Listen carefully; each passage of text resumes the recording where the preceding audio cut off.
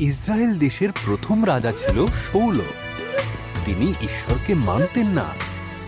ঈশ্বর তখন তাঁর নবী শমূয়েলকে ডেকে বললেন, যিশয় নামের একজন মানুষকে খুঁজে বার করো, তার এক ছেলেই হবে এ দেশের নতুন রাজা। শমূয়েল যিশয়কে বেথলেহেম শহরে খুঁজে পেল। সে যিশয়ের 7টি পুত্রদের দেখল। তারা প্রত্যেকেই সুপুরুষ এবং শক্তিশালী। এরা নয়। ঈশ্বর বললেন, আমি সৌন্দর্যকে গুরুত্ব দিই না, আমি গুরুত্ব দিই মানুষের অন্তরের সৌন্দর্যকে। যিশয় তার ছোট ছেলে দাউদকে ডেকে পাঠালো। সে তখন মাঠে ভেড়া চড়াচ্ছিল। শমূয়েল তাকে দেখল। ঈশ্বর বললেন, এই সেই পুরুষ। তখন দাউদকে নতুন রাজা হিসেবে অভিষিক্ত করা হলো।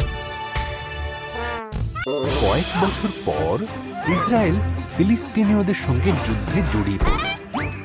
গলিয়াত নামে ফিলিস্তিনীয়দের এক দক্ষ সৈনিক ইসরায়েলীয়দের থেকে এক বীরকে লড়াই করতে ডাকল। কিন্তু তাকে দেখে ইসরায়েলীয়রা ভয় পেয়ে গেল। দাউদ তার ভাইদের জন্য সেনা শিবিরে খাবার আনতো। সে গলিয়াতের হুমকি শুনেও ভয় পেল না। দাউদ জিজ্ঞাসা করল, ওর সাহস হয় কি করে ঈশ্বরের সেনাবাহিনীকে হুমকি দেওয়ার? আমি ওর বিরুদ্ধে লড়াই করব। রাজা শৌল আশ্চর্য হয়ে গেলেন। তিনি দাউদকে তার নিজের যুদ্ধের পোশাক দিতে চাইলেন।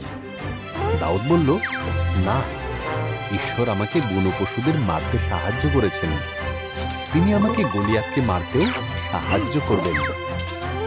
দাউদ তার সাথে 5টি পাথরের টুকরো আর একটা গুলতি রাখলো অস্ত্র হিসেবে।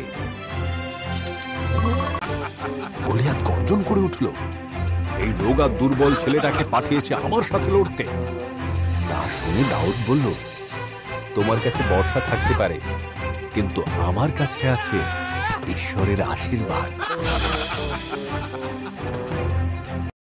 দাউদ গুলতিতে একটি পাথর ভরে ছুঁড়ে মারল। সেটি সরাসরি গলিয়াতের কপালে লাগলো এবং সে মাটিতে পড়ে গেল। ইসরায়েলীয়রা ফিলিস্তিনীয়দের হারিয়ে দিল।